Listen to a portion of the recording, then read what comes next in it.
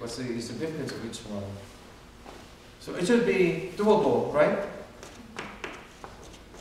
I have one in Orlando who translates all this in Spanish.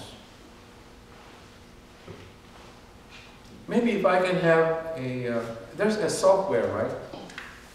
That naturally translates text. Google does. Huh? Google does.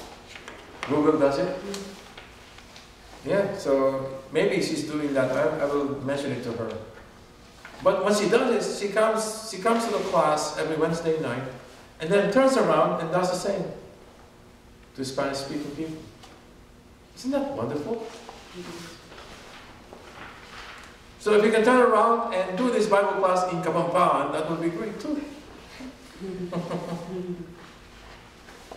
You can spell necktie very easily.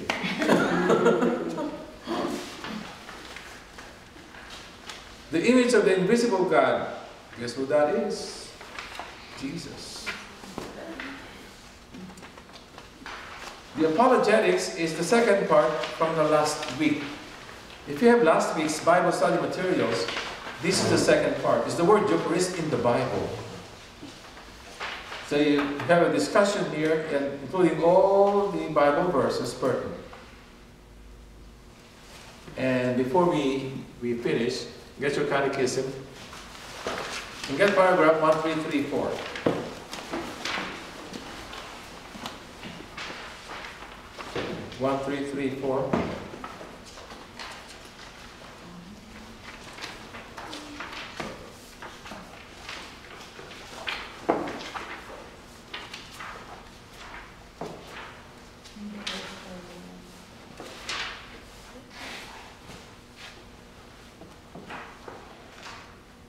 You need to highlight this whole paragraph.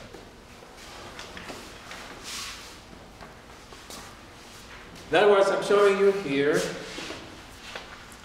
in the Old Covenant, bread and wine were offered in sacrifice among the first fruits of the earth, as a sign of grateful acknowledgement to the Creator. But they also receive a new significance in the context of the Exodus. The unleavened bread that Israel eats every year at Passover commemorates the haste of the departure that liberated them from Egypt. The remembrance of the manna in the desert will always recall to Israel that it lives by the bread of the Word of God. Their daily bread is the fruit of the promised land, the pledge of God's faithfulness to His promises. The cup of blessing at the end of the Jewish Passover meal adds to the festive joy of wine, an eschatological dimension, the messianic expectation of the rebuilding of Jerusalem. When Jesus instituted the Eucharist, He gave a new and definitive meaning to the blessing of the bread and the cup. Isn't that the Mass? That's the Holy Mass right there.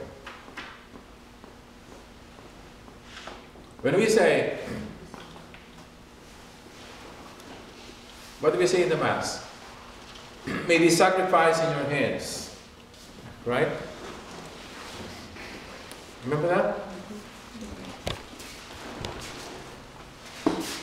Before the consecration, before the priest does consecrate. May the Lord accept these sacrifices at your hands, for the praise and glory of His name, for our good and the good of all His church. You say that in the Mass. Although very few people I see say that.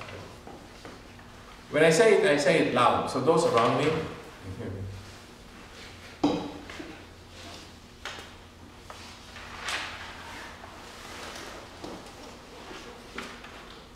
I'm still trying to get to the 7 o'clock Mass.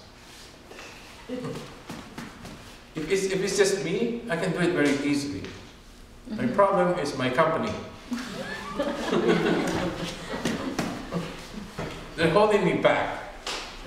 But I've been to all the times. Even the 1 o'clock Mass, I was there once. Spanish? I was there. I remember.